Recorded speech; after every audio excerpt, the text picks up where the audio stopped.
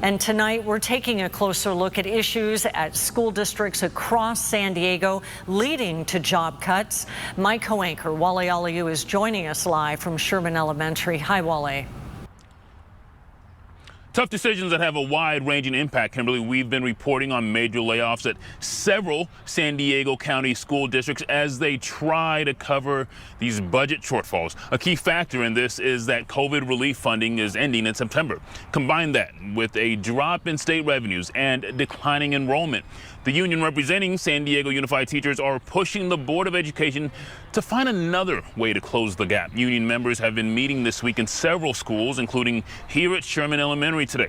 226 educators at 105 San Diego Unified Schools have either received a layoff notice or have been reappointed to other positions. The San Diego Unified Board says a $94 million budget deficit prompted them to approve cutting nearly 500 positions. But educators have said layoffs will only make things worse. There is a massive educator shortage facing our region, and we are no exception in our district.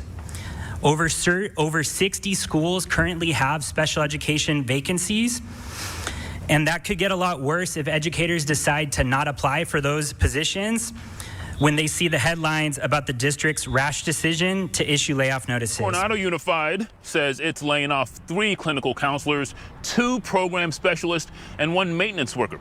Layoff notices have also been sent to educators in the Grossmont Union High School District. Chula Vista Elementary School District announced the elimination of dozens of positions funded by the one-time funding that came from the pandemic. Poway Unified told us it's also facing tough decisions amid a budget shortfall of $28 million. District leaders say they are not planning layoffs next year, but they are looking at cuts that will possibly include the number of bus routes, expensive support programs, and hiring freezes. A whole lot to consider there, and as schools consider budget cuts, another area of concern for parents and teachers are the special education programs. ABC 10 News reporter Marie Cornell looks at why they're worried that special needs students are not getting enough resources. Wednesday, superintendents from the South Bay met inside of there for a council meeting. Parents and teachers also showed up, pushing for changes to their special education programs. It was pretty sad at the beginning.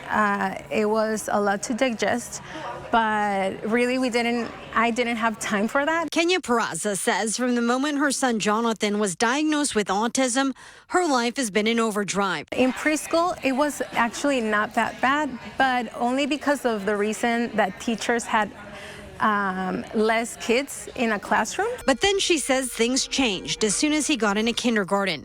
Kenya says he is now in a class of 18 kids with special education needs. And she says she's noticed a difference in Jonathan's progress. There's lack of qualified staff. They don't know how to address certain situations, certain meltdowns. And that's why she has attended several South Bay Superintendent's Council meetings like this. Also in the group was special education teacher Norma Sagoon, who says as a teacher she gets overwhelmed. Even though she has teaching aides, her class sizes are too big to provide the attention each child deserves. Not enough support in the classroom, and there's kids at the level of hand over hand toileting needs. ABC 10 News tried to speak to the superintendents after the meeting to get answers to these concerns, but we were told the council would instead release a statement, which reads in part, quote, "The SELPA and Superintendents Council care deeply for all children and work diligently to advocate and support all learners, including students with special needs."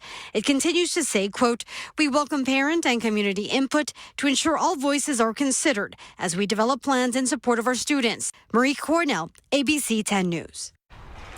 Overwhelmed teachers at special education classes, just one of many impacts these potential layoffs will have. We will continue, of course, to follow the layoffs at school districts as the story develops, and we'll keep you updated. You can follow along on air and online at 10news.com. Kimberly, I'll see you back in the studio. Painful time for those school districts. Thank you, Wale.